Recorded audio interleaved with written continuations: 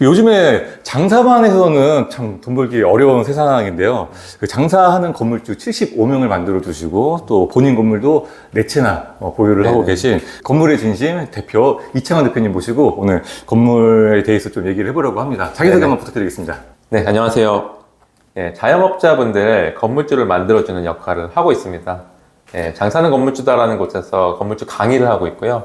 또 건물의 진심에서 건물 매입을 도와주는 자문 회사를 운영하고 있습니다. 네, 이창원입니다. 반갑습니다. 사실 건물주라는 게 자영업자들의 꿈이잖아요. 그렇죠. 그래서 대표님 모시고 제가 우리 자영업자분들의 어떤 꿈을 이루기 위해서 어떻게 도전을 해야 되는지를 좀 여쭤보려고 모셨는데요. 네네. 좀 본격적으로 들어가기 전에 네. 좀 가장 민감한 건 어려운 질문이랄까? 네, 현실적인 거 하나만 좀 여쭤보고 싶어요. 네네. 요즘에 사실 장사도 되게 어려운데 건물도 되게 어렵다는 얘기를 제가 좀 많이 들었거든요. 맞아요. 고금리에다가 경기도 너무 안 좋고 하다 보니까 이게 솔직히 요즘에 건물 안 사지 않나요? 말씀하신 것처럼 건물 매수량은 많이 줄었고요. 오히려 지금 금리가 높다고는 하는데 실제로 정말 높았던 거는 1, 2년 전입니다. 지금은 한 두세 번 정도 떨어졌고 앞으로도 한두 차례 더 떨어질 가능성이 높아가지고 지금은 뭐 1년 동안 아예 투자자들이 접근도 못했습니다. 금리가 떨어지게 되면은 이제 투자자들이 다시 들어올 거고 사실 자영업자분들, 장사 잘하는 분들은 지금이 좀 기회일 수가 있습니다. 고점에서 이제 변곡점을 넘어서 이제 내려가는 중이라고 저는 생각을 하고 있고, 건물 투자에서 가장 어려운 게 내가 받는 월세보다 이자가 높은 건데 이제 그 이자가 좀 떨어지고 있고, 그렇죠. 더 안 좋은 건 공실이에요. 그렇죠. 비어 있으면 월세 없이 다 이자만 내야 되잖아요. 근데 자영업자분들은 공실 날 위험이 없으니까 직접 사용하기 때문에 그런 위험이 좀 줄어들고, 장사 잘하는 분들은 지금 같은 때 급매를 노려볼만 합니다.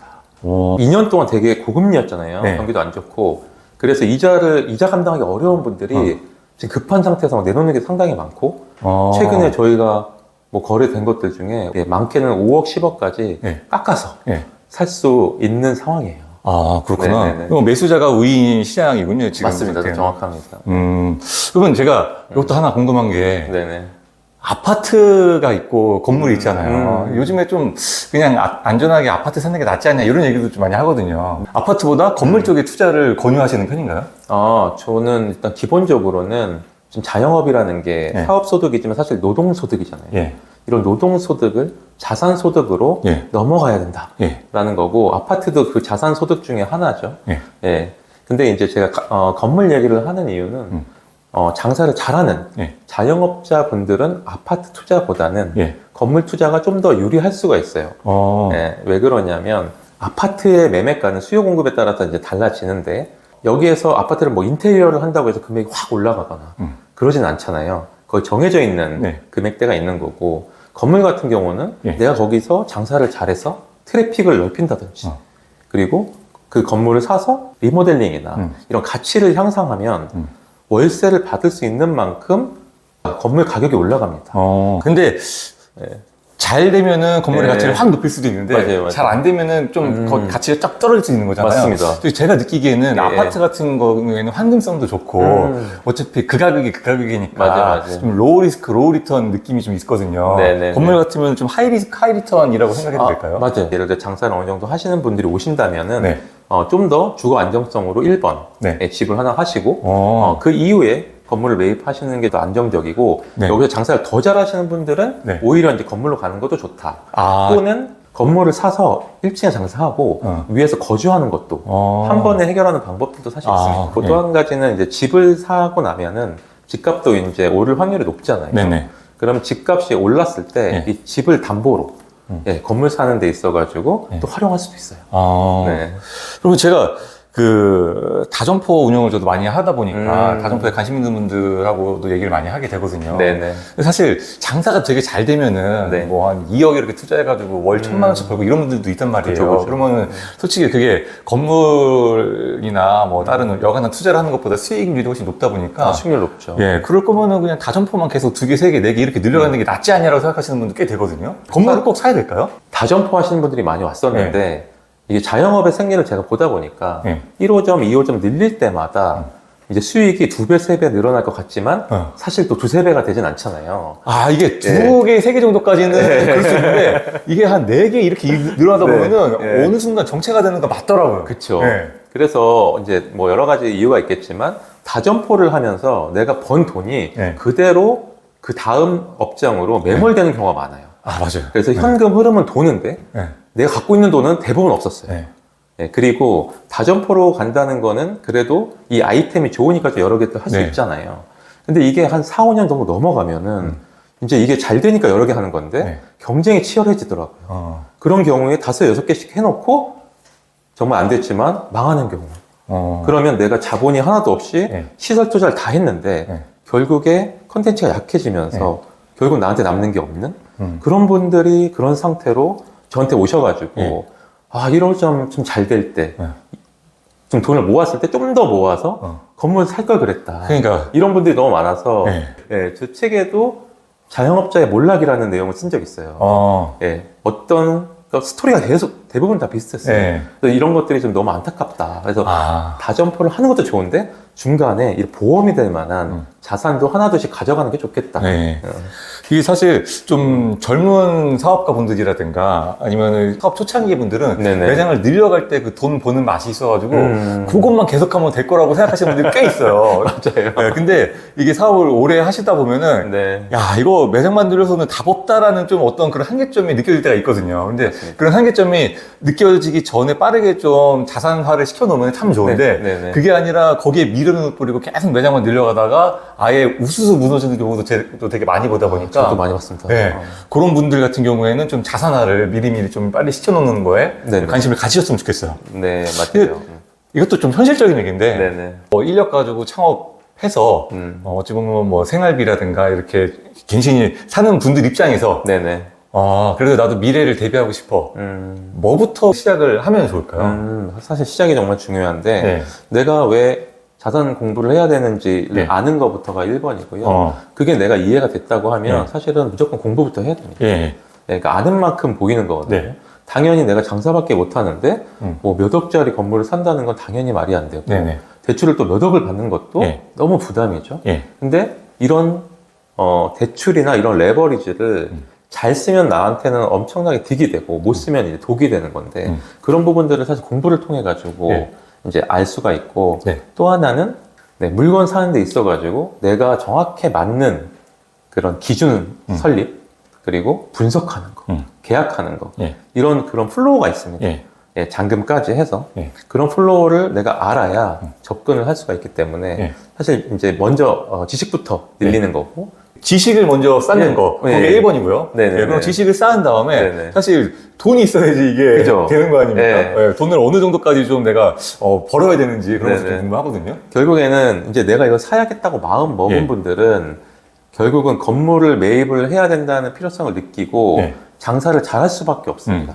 그러니까 많은 자영업자분들이 내가 장사가 좀만 잘 돼도 여기서 이미 성공했다고 끝난다고 생각해요. 그래서 소비를 다 해버리거든요. 맞아요. 바로 그냥 외제차 사고 그동안 고생한 거 있으니까 사실은 이런 방향성을 모르기 때문에 그냥 다 끝나버리는 거거든요. 저 너무 공감되는 게 제가 과소비를 안 하는 편인데 사업 초창기에 너무 좀 잘 되는 거에 우쭐하다 보니까 저도 그 외제차 하나 산 게 아직까지도 후회가 돼요. 지금 그래요? 얼마 전에 이제 활구됐던 게 다 끝났는데 제가 그때 당시에 건물에 대한 거를 조금 더 관심을 갖고 있었다 그러면은 건물을 사기 위해서 되게 열심히 또 모았을 것 같거든요. 사업도 더 열심히 하고. 그래서 이게 건물을 내가 지금 당장 살 거 아니라 그래도 여기에 대한 지식을 갖고 있으면은 사업에 대한 어떤 내 목표도 좀 명확해질 것 같고 내가 소비를 아끼는 거에 대한 목표도 되게 명확해지질 것 같아요. 맞습니다. 그래서 그걸 좀 저도 미리 알았으면 하는 아쉬움이 좀 듭니다. 맞아요. 정말 많은 자영업자분들이 공감을 하는 건데 내가 아는 만큼 보인다고 했잖아요. 그러니까 내가 목표가 그냥 장사로 돈 버는 게 아니고 이걸 가지고 내가 자산까지 가서 안정적으로 부를 축적을 하고 나 빨리 은퇴할 거야. 이런 생각을 하면 사실 장사가 잘 될 때 엄청나게 매출을 올리고 정말 소비를 확 줄여서 다 저축하게 됩니다. 보유 자금을 계속 늘리면서 매월 내가 저축할 수 있는 금액도 같이 늘려야 되고 여기서 중요한 거는 아까 제가 이제 공부, 현금 흐름, 보유 자금 이 세 가지가 중요한데 이 세 개를 동시에 할수록 건물주가 빨리 됩니다. 공부하고 현금흐름 쌓고 네. 그 다음에 보유 자금까지 쌓는 걸로 요 흐름대로 이제 간다고 생각을 하면 되겠네요. 그렇죠. 저희 자영업자분들이 사실 장사만 열심히 하다 보니까 네. 아예 감이 없을 수도 있어요. 좀 유치할 수도 있지만 네. 그래도 좀 대략적인 기준이라도 좀 정해주셨으면 좋겠어요. 이게 현금 흐름이 어느 정도 되고 보유 자금이 어느 정도는 돼야지 그래도 우리가 건물주에 대한 꿈을 꿀 수 있다. 그리고 뭐 대략적인 기준이 있을까요? 서울, 뭐 경기, 지방마다 좀 틀리긴 해요. 네. 그러니까 서울에도 10억짜리 건물이 있고요. 네, 뭐 조금 그래도 장사할 정도면 20억 전후. 지방 같은 경우는 10억, 5억 이런 건물들도 네. 많거든요. 내가 건물 산 입장에서 대출이 한 7, 80% 정도 나옵니다. 이걸 모르는 분들도 네. 많아요. 근데 개인 사업자도 네. 그냥 10, 80%까지 받을 수 있어요. 아, 좋은 건물을 사면요. 아, 좋은 건물 예, 사면 매매가보다 감정평가 금액이 높거나 같으면. 아, 그 좋은 건물이라 그러면 절대적으로 좋은 건물이 아니라 네네. 이렇게 대출이 잘 나오기 좋은 건물을 말씀하시는 그렇죠. 거죠. 그러니까 감정평가가 높다는 거는 네. 싸다는 얘기예요. 예, 싸다는 얘기는 음. 또 임대료 대비해서 수익률도 높다는 네. 얘기예요. 근데 공부를 통해서 정말 내가 샀을 때 수익이 잘 나는 건물을 사야겠죠. 마용성, 마포, 네. 용산, 성동구 네. 또 20억 전후로는 가능할 수 있고요. 네. 근데 그 외곽 지역에서는 진짜 좀 볼 수 있는 게 더 많죠. 예. 그래서 네. 예를 들어 10억이면 네. 80% 대출 받는다. 네. 그럼 저는 한 2, 3억이면 건물을 매입을 할 수가 있는 거고 네. 또 지방 같은 경우는 5억이다. 네. 그럼 한 1, 2억 가지고도 일단 건물을 시작해 볼 수 있는 거죠. 제가 근데 네네. 건물을 저도 많이 찾아왔었어요. 아. 제가 좋은 데만 가서 그런지 모르겠는데 30억 없으면 못 사겠더라고요. 그런 게 사실은 많습니다. 네. 그리고 현실적으로 네. 우리가 한 10억짜리 건물에 들어가서 장사하고 잘 되고 이런 사례들이 있나요? 제가 기억에 남는 분은 족발집 사장님이에요. 네. 예, 족발집 사장님이 한 5, 6천 정도 매출 정도가 찍혔었는데 그분이 한 2억 정도 있었습니다. 거기가 이제 자리가 안 좋아가지고 맨날 그 홀은 별로 없고 네. 배달만 주로 했었어요. 그래서 자기는 너무 잘하고 싶고 홀 매출이 너무 없다. 그래서 이제 더 좋은 자리로 앞으로 이제 간다고 저한테 얘기를 하더라고요. 근데 앞에는 500이래요. 월세가 500. 예, 그래서 이 친구 만약에 그 앞으로 가면 장사는 잘 되겠지만 지금 모은 2억이 권리금, 보증금 다 날라가겠구나 해가지고 제가 월에 얼마 벌어야 했더니 1,000만 원 정도 번대요. 그러면 2년 동안 4억에서 5억을 만들어 갖고 오라고 했어요. 당신이 글로 가면 이 돈 다 없어진다. 예. 그래서 지금 현재 2억이 있는데 네. 2억을 더 모아봐라. 1,000만 원씩 네. 저축을 하면 네. 2년이면 2억 4천이잖아요. 그렇죠, 그렇죠. 그러면 뭐 재테크도 하고 여러 네. 가지 해갖고 5억을 만들어 오라 했어요. 예. 근데 진짜 이분이 2년 만에 5억을 만들어 갖고 저 근데 지금 궁금한 게 예. 현재 돈 가지고 살 수 있는 건물을 추천해 드리는 게 아니라 그분에 맞춰서 예. 어느 정도 돈을 모아오셔라 이런 얘기까지 해주시는 네. 거예요. 이제 결론만 말씀드리면 등촌동에 23억 5천짜리 건물을 매입을 했거든요. 네. 근데 그 건물이 지상 4층, 지하 1층 건물이에요. 이번에 장사를 잘하니까 주류 대출, 그리고 보험 대출, 그리고 거기 건물에 4층에 직접 살아요. 네. 그래서 본인이 살던 전세금, 기존의 가게 보증금, 또 권리금까지 다 모아가지고 네. 또 와이프랑 또 결혼까지 하면서 거의 7, 8억까지 만들었어요. 아내분께서 가지고 계신 돈까지 네, 약간 그게 한 1억 정도? 그야말로 네. 뭐 어찌 보면 뭐 영끌한 거네요. 완전 영끌한 거죠. 그래서 이제 그분은 이제 들어가서 1층을 이제 족발집을 이제 오픈을 하셨어요. 오픈하시고 나서 한 달 만에 저한테 연락이 왔습니다. 네, 매출 1억 찍었다. 네, 그래서 그분이 거기서 나오는 매출로 전체 이자를 내고 남습니다. 네, 그리고 4층 주거 해결됐죠. 그리고 나머지 층에서 월세도 받죠. 그렇죠. 그리고 너무 장사 잘 되니까 지하 1층이 이제 월세 한 40 정도 받거든요. 근데 거기 이제 10년 만기됐어요. 그러면 거기를 다 내보내고 홀로만 세팅을 해도 월에 2천 정도가 매출이 나와요. 그럼 본인이 이 건물을 딱 사고 나서 돈 버는 공장이 된 거죠. 그리고 대출 받는 거 좀 무섭거든요. 맞아요. 자영업자분들 대출 받는 거 좀 부담스러워 하시는 분들도 있고. 너무 부담스럽죠. 이게 너무 많이 받으면 좀 위험하지 않나요? 내가 이제 감당할 수 있는 것들을 계산기를 통해서 계속 이제 확인을 합니다. 그래서 1차적으로는 내가 돈을 얼마까지 모을 수 있고, 아까 전에 이분은 결국에는 80% 대출 받았지만 나머지 20%도 대출을 또 받은 거거든요. 그러니까 자기 돈이 한 10%가 안 돼서 산 거예요. 따지고 보면. 그러면 거의 90%를 레버리지 쓴 거잖아요. 그럼 그 90%에 대한 이자 있죠. 그 이자를 이분이 몇 년 동안 감당할 수 있는지. 그리고 한 6개월 정도는 내가 돈을 못 벌어도 이자를 낼 수 있는 것까지 감당을 하고 시작을 합니다. 만약에 나 장사가 좀 자신이 없어요. 네네. 매출이 떨어질 수도 있잖아요, 솔직히. 특히 프랜차이즈 같은 경우에는 내 의지와는 다르게 프랜차이즈 브랜드에 의해서 매출이 떨어지기도 하고요. 그럴 수 있죠. 그런 경우에 나는 좀 두렵다. 네네. 그러면 건물 안 사는 게 나을까요? 내가 장사가 흔들리면은 건물은 뒤로 미루는 게 낫습니다. 대표님도 자영업을 하다가 건물을 매입한 걸 제가 알고 있거든요. 예, 맞습니다. 대표님 얘기 좀 들려주세요. 이게 처음에 어떻게 시작을 하게 됐는지. 사실 그 전으로 가면 저는 이제 직장인이었고, 이제 직장인일 때 여러 가지 이제 금융위기를 맞으면서 사실 상황이 너무 안 좋아졌습니다.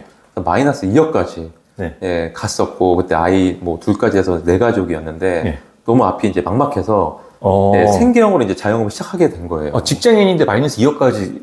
네, 맞습니다. 그러면 그때가 좀 많이 힘드셨겠네요. 그럼요. 그때 사실 제가 20대부터 부동산 투자를 좀 많이 했어가지고 좀 과도하게 많이 한 편이 있었어요. 2008년에 금융위기가 크게 왔잖아요. 그렇죠, 그렇죠. 그래서 그때 이제 제가 잘못된 선택도 하는 바람에 결국에는 다 정리하고 이제 마이너스까지 갔었고 도저히 월급으로는 감당이 안 되기 때문에 이제 와이프가 그때 주얼리를 사업을 하고 있었는데 오히려 제가 이제 들어가서 오프라인 매장, 온라인 매장 이런 것들 같이 셋업을 하면서 자영업을 이제 시작을 했었어요.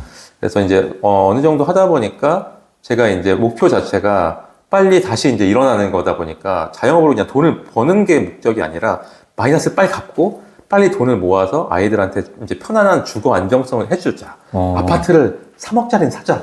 이게 사실 목표였습니다. 아니 아파트 때문에 마이너스 2억까지 갔는데 그래도 아파트는 사야 되겠다고. 왜냐면 어차피 살아야 되니까. 그때는 제가 사는 거 외에 여러 채 가지고 막 투자를 했기 때문에 그런 거고. 그래서 사실은 장사를 통해 갖고 이제 매출이 올라가는데 그 돈을 쓰지 않았어요.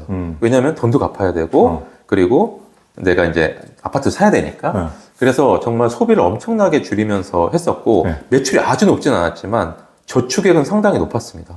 그래서 그때 당시에 뭐 쌈짓길에서도 매장을 했었고 가로수길에도 매장을 했었고 사무실 공방도 있었어요. 그러니까 이게 진짜 하루 종일 노동만 하는 거예요. 제가 어느 순간 이제 한 월에 1,000만 원 정도 저축을 할 타이밍이 왔었는데 제가 그때 딱 월세를 보니까 800을 내고 있더라고요. 근데 저는 원래 1,000만 원씩 버니까 당연히 아깝지 않았어요. 그 와중에 제가 쌈짓길에서 이제 장사를 하고 있었는데, 쌈짓길 건물이 850억인가 팔린 거예요. 5년 전에 자산운용사가 한 500억 때문에 샀는데, 5년 가지고 있다가 200~300억을 차익을 보고 매각을 한 거예요. 저희는 여기서 하루에 얼마 찍었어? 100만 원 찍었어? 안 찍었어? 하면서 이제 매출 연동이라고 그래서 백화점처럼 버는 만큼 더 내는 거예요. 근데 한 평에 300만 원이었거든요. 근데 제가 매출이 올라가면 400도 내고 500도 내는 거예요. 그렇구나. 그래서 결국에는 그 건물을 샀던 사람들은 이 월세를 받고 이자 내고 남은 거 가져가고 그리고 나서 시세 차익을 200~300억을 본 거예요. 거기서 현타가 딱 맞은 거예요.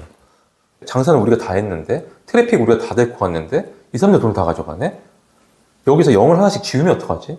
80억이 50억, 8억이 5억 이러면서 제가 이제 건물 공부를 시작을 하게 됐고 그렇게 해서 봤더니 내가 냈던 800만 원이 그 당시에 금리로 봤을 때 한 27억인가 28억에 대한 이자였어요. 그럼 나는 거의 30억짜리 건물을 사서 이자를 충분히 낼 수 있는 사람이구나. 이 월세의 가치가 그렇게 강하구나라는 걸 알고 그때부터 완전 파기 시작합니다. 그래서 그 장사를 하고 한 3~4년쯤 마포에 아파트도 샀고 그리고 나서 1억 정도, 1억 5천 정도 모았을 때 장사가 잘 되니까 레버리지를 활용해가지고 18억짜리 건물을 매입을 했어요. 그래서 여기에 든 돈이 한 1억 6천? 18억짜리 건물 매입하는데 1억 6천이요? 거기에서 이제 대출을 80% 받았고요. 그리고 제가 이제 장사를 잘하니까 그거를 이제 법인으로 만들었고 거기에서 또 여러 가지 사업자 대출을 활용해서 직원도 더 채용하고 매출을 계속해서 높였어요. 이익 잉여금도 3억, 4억 늘어났고 제가 건물을 사고 제가 장사하는 그 법인에서 임차를 들어온 걸로 그래서 보증금을 3억을 넣고 들어오는 걸로 구조를 짰더니 거의 90% 정도가 레버리지였고 제 돈은 한 1억 6천 정도 들어가서 이제 건물을 매입을 하고 직접 제가 매장도 쓰고 그 다음에 사무실도 쓰고 1층은 또 타투샵 임차도 줬습니다. 그래서 제가 딱 18억짜리 사고 나서 세팅하고 봤더니 월에 나가는 이자랑 원금이 400만 원이었어요. 그러니까 저는 800 주고 엄청나게 이자를 내면서 막 장사를 했는데 제가 건물을 사고 보니까 한 400밖에 안 내고 있더라고요. 이 사실을 사람들이 많이 모르죠. 근데 다만 이제 그때는 금리가 좀 낮았죠. 네네. 근데 올라가도 네. 저는 600, 700을 그 당시에 충분히 낼 수 있는 체력을 갖고 있었기 때문에 네. 이걸 할 수 있었죠. 아, 예전에는 내가 월세를 그때 800을 냈는데 네네. 건물을 사고 나서 보니까 이자를 400을 내고 있더라. 네네. 제가 여기서 또 한 번의 위기를 맞습니다.